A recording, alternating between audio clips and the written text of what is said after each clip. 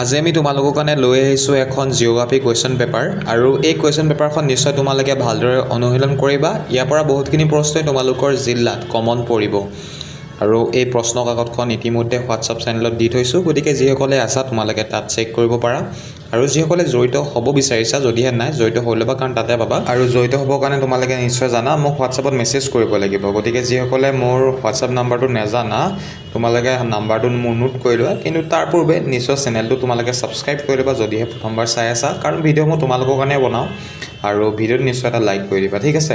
গতিকে মোৰ হোৱাটছআপ নাম্বাৰটো হৈছে 9395374524। এই নম্বৰটোত যেতিয়াই মেছেজ কৰিবা তেতিয়াই হোৱাটছআপ চেনেলৰ লিংক পাই যাবা।